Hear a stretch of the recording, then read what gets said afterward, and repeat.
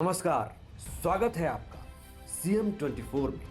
TV 24 का मध्य प्रदेश के मुख्यमंत्री डॉक्टर मोहन यादव की गतिविधियों का एक जीवंत और अनोखा बुलेटिन। हर 24 घंटे की धड़कन सीधे आपके घर तक। यहां हम देखते हैं उनके विजन, विकसित मध्य प्रदेश, मिशन टेक्नोलॉजी से समृद्ध राज्य और उन योजनाओं का सफर जो करोड़ों जिंदगियों में नई उम्मीदें जगा रही है। रियल टाइम अपडेट्स, जमीनी पहल और जनता के बीच पहुंचते फैसले, यही है सीएम 24 की असली पहचान। सीएम 24, जहां हर घंटा बनता है इतिहास। नमस्कार, आप देख रहे हैं हमारा खास कार्यक्रम सीएम 24। मैं हूं आपके साथ अमित शर्मा। आज के बुलेटिन में खबरें सिर्फ बयान नहीं, सीधे फैसलों की तस्वीर पेश कर रही हैं। एक तरफ अपराध पर जीरो टॉलरेंस का सबसे सख्त संदेश, जहां देर हुई तो कुर्सी हिली। मुख्यमंत्री डॉक्टर मोहन यादव रात 8:15 पर खुद पुलिस हेडक्वार्टर पहुंचे और सिस्टम को जगाया। तो वहीं दूसरी ओर विकास का रोड मैप है।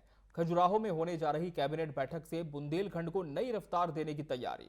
राष्ट्रीय एकता का संदेश भी आज इंदौर से गूंजा, जहां यूनिटी मार्च में शामिल होकर मुख्यमंत्री ने सरदार पटेल को नमन किया और कांग्रेस पर तीखा प्रहार भी। ग्रामीण अर्थव्यवस्था की रीढ़, डेयरी और पशुपालन को मजबूत करने का संकल्प, दूध उत्पादन दोगुना करने का लक्ष्य और किसानों की आय बढ़ाने की ठोस रणनीति। और अंत में खेलों का उत्सव, युवाओं का जोश। भोपाल में 23 राज्यों के 500 खिलाड़ी, जहां मध्य प्रदेश खेलों की नई पहचान गढ़ रहा है। कानून व्यवस्था, विकास, राष्ट्रभक्ति, किसान और खिलाड़ी। आज का सीएम 24 बुलेटिन इन्हीं 5 बड़ी धड़कनों के नाम।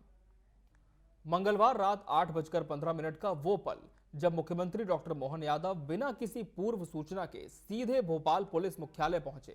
रायसेन के गौहरगंज में 6 साल की मासूम के साथ हुई जघन्य घटना और आरोपी की गिरफ्तारी में 4 दिन की देरी ने उन्हें बेचैन कर दिया था। उनका रुख बेहद साफ था, अपराध पर शून्य सहनशीलता और लापरवाही पर त्वरित जवाबदेही। परिणाम सबके सामने है। रायसेन के एसपी को मुख्यालय अटैच कर दिया गया, 2 थाना प्रभारियों को हटाया गया और पूरे प्रदेश में सख्त गश्त व त्वरित कार्रवाई के नए निर्देश जारी हुए। प्रदेश में कानून व्यवस्था को लेकर मुख्यमंत्री डॉक्टर मोहन यादव के तेवर फिर कड़े हो गए हैं। रायसेन में मासूम से दुष्कर्म के आरोपी की गिरफ्तारी में देरी पर सीएम ने पुलिस तंत्र को कठोर संदेश दिया है। अपराध पर कोई ढिलाई नहीं चलेगी। यही कारण है कि मंगलवार की रात 8:15 पर बिना किसी पूर्व सूचना के मुख्यमंत्री सीधे पुलिस मुख्यालय पहुंच गए और बैठक ने पूरे सिस्टम को हिला दिया। कुछ जगहों पर सिस्टम की सुस्ती दिखाई दी और यहीं से मुख्यमंत्री का धैर्य टूटा। सीएम ने पुलिस अधिकारियों से सवाल किया, आखिर आरोपी अब तक गिरफ्तार क्यों नहीं हुआ? मैं आज यहाँ कंट्रोल रूम पे पुलिस मुख्यालय आया था और लाइन ऑर्डर के प्रदेश की समीक्षा भी की है। कल जिस प्रकार से चक्का जाम हुआ था रायसेन पे और कार्रवाई करने के लिए मैंने पीएचओ को बताया। फटकार के बाद तुरंत कार्रवाई भी।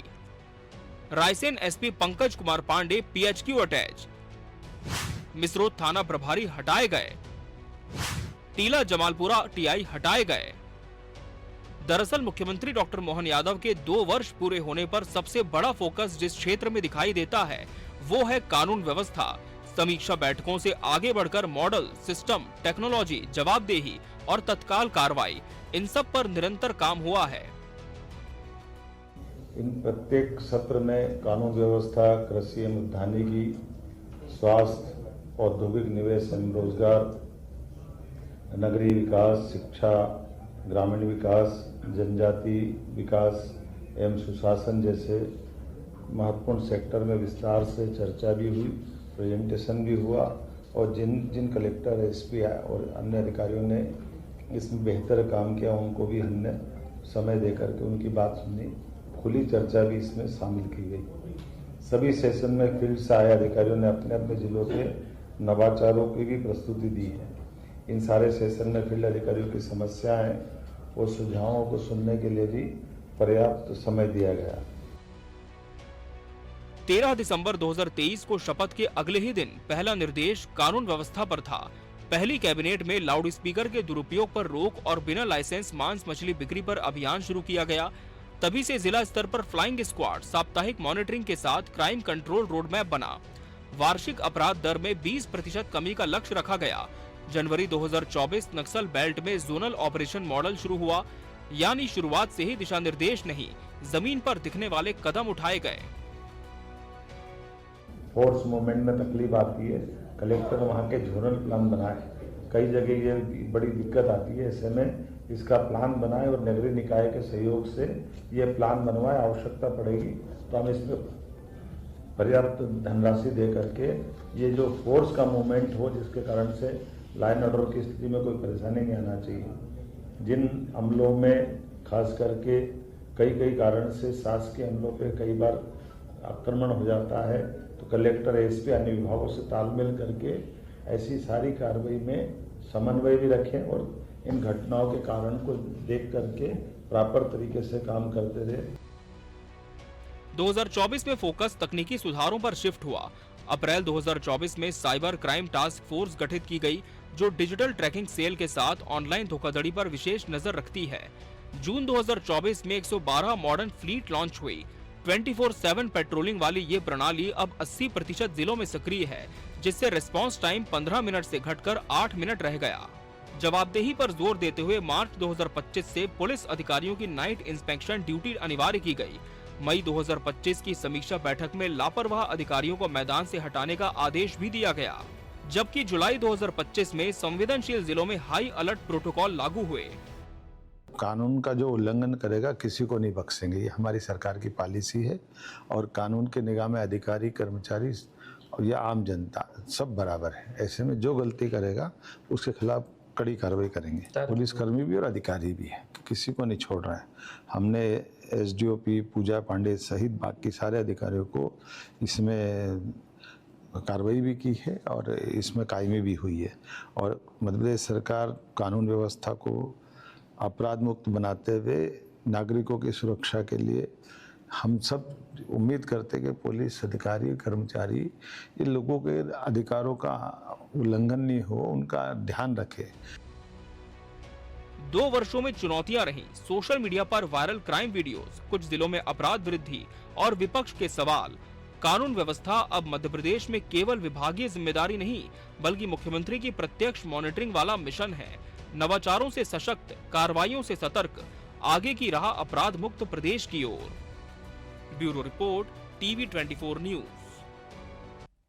मध्य प्रदेश में विकास की नई लहर दिखाई दे रही है। मुख्यमंत्री डॉक्टर मोहन यादव ने कैबिनेट बैठक में बड़ा ऐलान किया है। 9 दिसंबर को मंत्रिमंडल की अगली बैठक खजुराहो में होगी। ये बैठक पूरी तरह केन बेतवा लिंक परियोजना और बुंदेलखंड के विकास को समर्पित रहेगी। राज्य के किसानों और श्रमिकों के हितों को मजबूत करने वाली ये पहल बुंदेलखंड की तकदीर बदलने के संकल्प की तरह देखी जा रही है।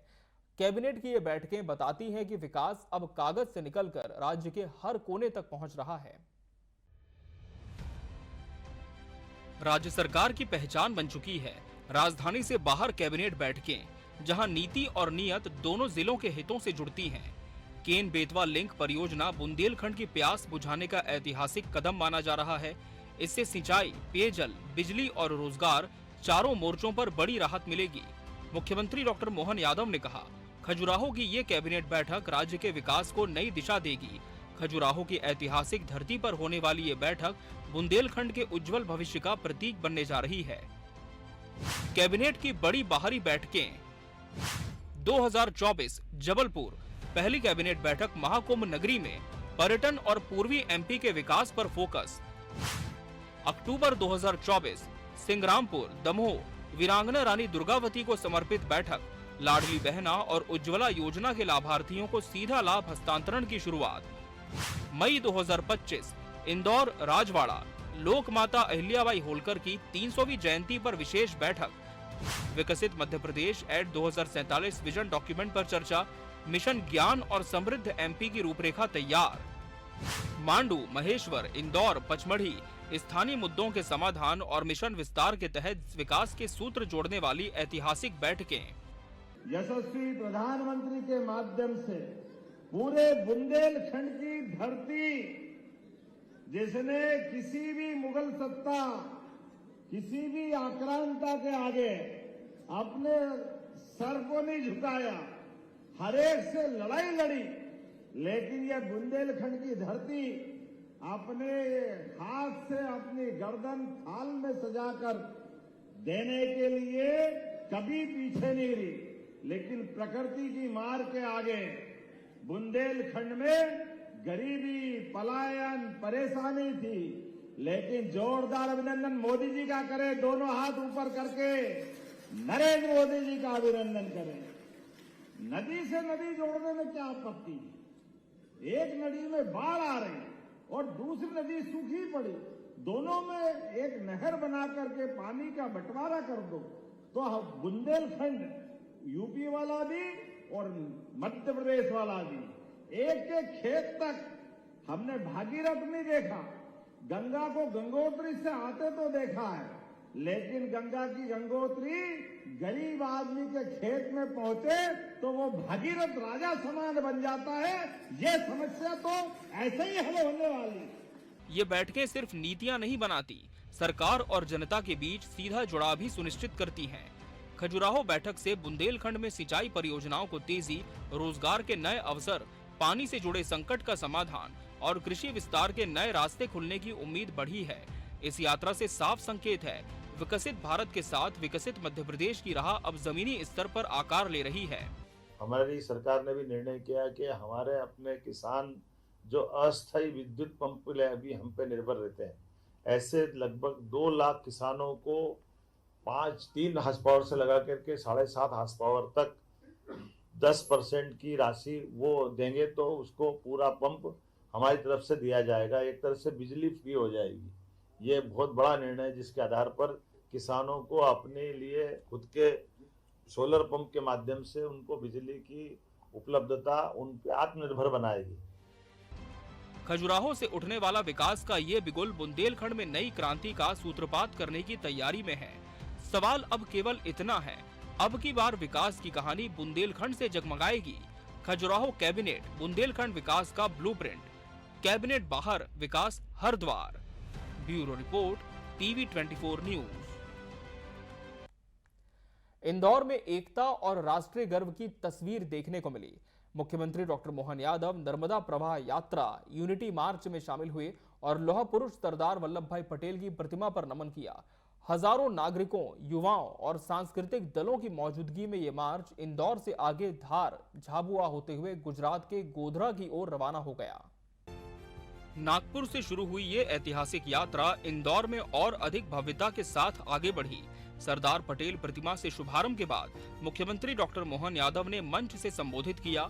यात्रा के दौरान चित्र प्रदर्शनी, कविता पाठ, स्वच्छता अभियान, लोक नृत्य, पौधारोपण और युवा संवाद जैसी गतिविधियां भी आयोजित की गई। एकता, संस्कृति और राष्ट्रभक्ति के संदेश के साथ। कितने आश्चर्य की बात, सरदार वल्लभ भाई पटेल जिन्होंने न केवल 600 रियासतों का विलीनीकरण कराया, ये बात सही है कि कश्मीर के अंदर धारा 370 लगाकर एक रियासत को अकेले प्रधानमंत्री तत्कालीन नेहरू जी ने अपने पास उसका निराकरण करने का मसला रखा, लेकिन उसके अंदर जो छोड़ी गई गलतियों का परिणाम देश कैसे भुगतता है। 40,000 निरपराध सेना के, पुलिस के, आम जनता के, किसान, मजदूर, गरीब, बच्चे, हमारे कश्मीरी पंडित भाई बहन, सभी प्रकार के धर्म के लोग अगर मारे गए तो उस कलंक के कारण से, धारा 370 कारण से। जहां लोकतंत्र में सरकारें आएगी चली जाएगी, लेकिन केंद्र का महत्व क्या होना चाहिए। संघीय राज पद्धति में लोकतंत्र मजबूत कैसे रहेगा। विगत 1000 साल की गुलामी के काल में जिन जिन कारण से भारत कमजोर हुआ, वो सारे घटनाक्रम को जानते हुए देश की एकता, अखंडता के लिए मजबूती का काम अगर किसी ने किया है तो सरदार वल्लभ भाई पटेल ने किया है। मुझे गर्व है इस बात का। ऐसे विराट व्यक्तित्व के लिए भी दलों की सीमा से ऊपर उठ करके यशस्वी प्रधानमंत्री ने श्रीमान नरेंद्र मोदी जी का जोरदार अभिनंदन करें। श्रीमान नरेंद्र मोदी जी का कागज पे आप अपने खानदान को भारत रत्न दिलवा दो। नेहरू जी ने ले लिया, इंदिरा जी को दिया, राजीव गांधी को दिया, लेकिन सरदार वल्लभ भाई पटेल की अद्वितीय वो प्रतिमा, जिसके माध्यम से उनके विराट व्यक्तित्व को सदियों तक याद रखा जाएगा। जोरदार अभिनंदन करें मोदी जी के माध्यम से। ऐसे पवित्र धाम से ये यात्रा प्रारंभ होकर के एक देशभक्त व्यक्तित्व को याद करती हुई उनकी 150वीं जयंती मनाने जा रही है। आइए हम सब सभी यात्रियों का मध्य प्रदेश सरकार की ओर से मैं आपका वंदन करता हूं, अभिनंदन करता हूं। जनसभा को संबोधित करते हुए सीएम मोहन यादव ने कहा, कांग्रेस ने महापुरुषों के साथ अन्याय किया। यदि नेहरू ने उस दौर में सरदार पटेल की बात मानी होती तो धारा 370 लागू ही नहीं होती। सीएम ने सरदार पटेल के योगदान को याद करते हुए कहा कि देश के लिए अपना पूरा जीवन समर्पित करने के बावजूद कांग्रेस ने उन्हें वो सम्मान नहीं दिया जिसके वो हकदार थे। इंदौर से आगे बढ़ता यूनिटी मार्च सिर्फ यात्रा नहीं, एकता, राष्ट्र धर्म और मजबूत भारत के संकल्प का संदेश है। Bureau report, TV 24 news. Bhopal में डेयरी और पशुपालन क्षेत्र में नई पहल की गई है। मुख्यमंत्री डॉक्टर मोहन यादव ने मंत्रालय में पशुपालन और डेयरी विभाग की समीक्षा बैठक में कहा, गौपालन को बढ़ावा दें और दुग्ध उत्पादन दोगुना करने के लक्ष्य पर तेजी से काम करें। मुख्यमंत्री ने नए समितियों के गठन, पशु चिकित्सा सेवाओं और किसानों को लाभ पहुंचाने पर जोर दिया। प्रदेश में पिछले एक वर्ष में 1000 नई दुग्ध सहकारी समितियां बनाई गई हैं। साथ ही 585 निष्क्रिय समितियों को फिर से सक्रिय कर ग्रामीण डेयरी नेटवर्क मजबूत किया गया। मुख्यमंत्री ने कहा कि डेयरी विकास ग्रामीण अर्थव्यवस्था की रीढ़ है और इसे और मजबूत करने के लिए पशु चिकित्सा सेवाओं का विस्तार जरूरी है। प्रदेश में इस समय 1065 पशु चिकित्सालय कार्यरत हैं और अगले वर्ष 735 नए पशु चिकित्सालय स्थापित किए जाएंगे। रिक्त पदों की भर्ती भी तेजी करने के निर्देश दिए गए। सरकार ने गाय के दूध से बने घी, गौ काष्ठ और गौमूत्र के विक्रय को भी बेहतर व्यवस्था की है। सहकारिता अनुबंध के बाद दुग्ध संघों में नई मैनेजमेंट कमेटी का गठन किया गया है। जल्द ही मुख्यमंत्री की अध्यक्षता में डेयरी डेवलपमेंट प्लान प्रस्तुत किया जाएगा। 1000 नई दुग्ध सहकारी समितियां, 585 निष्क्रिय समितियां सक्रिय, 1065 पशु चिकित्सालय चालू, 735 नए जल्द, 200 पशु चिकित्सक प्लस 500 सहायक नियुक्ति अंतिम चरण। प्रति गाय सहायता 40 रुपए। दूध के दाम 2.50 से 8.50 रुपए प्रति लीटर। डेयरी विकास, पशु स्वास्थ्य और दूध के बेहतर मूल्य। हमारी सरकार ने तय किया है, गौ माता 33 करोड़ देवी देवता का वास जिसमें होता है। दूध उत्पादन में अभी मध्य प्रदेश का नंबर देश में तीसरा है। अभी 9% दूध उत्पादन हमारे राज्य में होता है। हमने कहा इसको बढ़ाएंगे, धीरे धीरे करके बढ़ाएंगे। अरे जिसके घर गाय वो गोपाल, और जिसके घर गाय और वो कृष्ण को माने तो घर घर गोपाल कृष्ण। बोलो गोपाल कृष्ण भगवान की। जब हम गोपाल कृष्ण की जय बोलते हैं तो आनंद तो आता ही है, लेकिन गोपाल कृष्ण वो माखन, मिश्री, दूध, हष्ट पुष्ट बलराम, घर के अंदर का आनंद, वो सब भी तो दिखना चाहिए।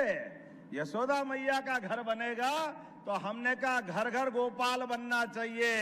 इसलिए हमने योजना बनाई है, दूध उत्पादन में जो भाई बहन अपने घर 25 गाय माता अगर पालने की योजना बना करके योजना से दूध बेचने के लिए हिम्मत करते हैं, ऐसे में 40 लाख की योजना आप बना के लाओगे, 10 लाख हमारी तरफ से अनुदान देने की घोषणा करते उनके अपने लिए।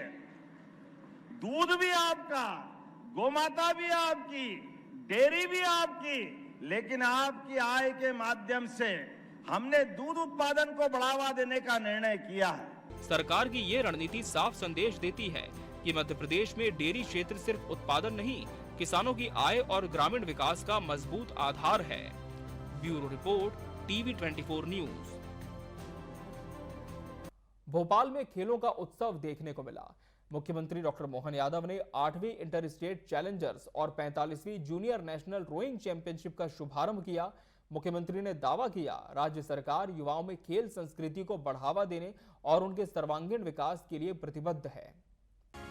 खेल सिर्फ मनोरंजन का साधन नहीं है, बल्कि अनुशासन, फोकस और मानसिक दृढ़ता विकसित करने का जरिया है। भारत की प्राचीन संस्कृति में नौकायन और जल प्रशिक्षण को शारीरिक दक्षता का अहम हिस्सा माना जाता था। आज वही परंपरा वाटर स्पोर्ट्स के रूप में सामने है, जहां तकनीक, सहन शक्ति और फोकस का वास्तविक परीक्षण होता है। मुख्यमंत्री डॉक्टर मोहन यादव ने 8वीं इंटर स्टेट चैलेंजर्स और 45वीं जूनियर नेशनल रोइंग चैंपियनशिप का शुभारंभ किया। भोपाल के बड़े तालाब स्थित बोट क्लब में आयोजित इस चैंपियनशिप में 23 राज्यों के लगभग 500 खिलाड़ी हिस्सा ले रहे हैं। शुभारंभ के अवसर पर खिलाड़ियों ने देशभक्ति गीतों की धुन पर मार्च पास्ट किया और मुख्यमंत्री का स्वागत कैप पहनाकर किया गया। सीएम ने कहा कि प्रधानमंत्री नरेंद्र मोदी के नेतृत्व में देश में खेलों का माहौल लगातार बेहतर हुआ है। मध्य प्रदेश ने वाटर स्पोर्ट्स में एशियन गेम्स और 38वें नेशनल गेम्स में पदक जीतकर देश का गौरव बढ़ाया है। राज्य सरकार पूरे प्रदेश में खेल और खिलाड़ियों को प्रोत्साहित करने के लिए प्रशिक्षण, राष्ट्रीय और अंतर्राष्ट्रीय सहयोग और बेहतर अवसर उपलब्ध करवा रही है। 8वीं इंटर स्टेट चैलेंजर्स, 45वीं जूनियर नेशनल रोइंग चैंपियनशिप, 23 राज्य, 500 खिलाड़ी, फोकस तकनीक, सहन शक्ति, अनुशासन। मध्य प्रदेश के खिलाड़ियों ने अंतर्राष्ट्रीय मंच पर जीते पदक। रोइंग चैंपियनशिप के आज के 8वीं इंटर स्टेट चैलेंजर्स 45वीं जूनियर नेशनल रोइंग चैंपियनशिप के स्टार्ट्स में मध्य प्रदेश खास करके मैं मान के चलता हूं कि हमारे खेल विभाग के लिए एक एक करके एक एक दिन स्वर्णिम अक्षर में लिखा जाएगा। इतने प्रकार के खेल, इतने प्रकार की प्रतियोगिता मध्य प्रदेश में चल रही है। मैं उम्मीद कर रहा हूं कि इसके पहले आज ये डबल खुशी है इस स्थान पर जब रोइंग चैंपियनशिप की मेजबानी भी हमको मिल रही है और ये और आनंद है कि रोइंग में नेशनल चैंपियन भी हम ही हैं। ये हमारे लिए डबल आनंद है और इस अवसर पर जब मैं मध्य प्रदेश के वाटर स्पोर्ट्स में एशियन गेम्स की तरफ देखता हूं तो अंतर्राष्ट्रीय मंच पर पदक जीतने का गौरव भी देश को दिलाने में मध्य प्रदेश की अपनी भूमिका है। मैं इस नाते से मध्य प्रदेश को बधाई देना चाहूंगा। 38वें नेशनल गेम्स, खेलो इंडिया, वाटर स्पोर्ट्स फेस्टिवल में भी प्रदेश ने बहुत अच्छी भूमिका अदा की है। कई कारण से वैसे तो ये मान के चलो कि चैंपियन होने का और चैंपियनशिप में होस्ट करना ये हमारा डबल दायित्व भी लाता है और ऐसे में जब यहाँ ये चैंपियनशिप हो रही है तो मैं उम्मीद कर रहा हूँ कि हमारे खिलाड़ी फिर मध्य प्रदेश को गौरव दिलाएंगे। ये अग्रिम शुभकामना और पूरे देश वालों के लिए मैं अपनी तरफ से मध्य प्रदेश सरकार की ओर से सबका वंदन करता हूँ, अभिनंदन करता हूँ। हम प्रदेश में देश के लिए, सभी के लिए खेले लेकिन देश का नाम दुनिया के स्तर पे बढ़े। मध्य प्रदेश में खेलों का आयोजन सिर्फ प्रतिस्पर्धा नहीं बल्कि युवाओं के सर्वांगीण विकास और राष्ट्रीय गौरव को आगे बढ़ाने का जरिया है। रोइंग चैंपियनशिप इस प्रतिबद्धता का एक जीता जागता उदाहरण है। Bureau report, TV 24 news. इसी के साथ आज CM 24 के इस खास बुलेटिन में फिलहाल इतना ही। मुझे और पूरी टीम को दीजिए इजाजत। नमस्कार।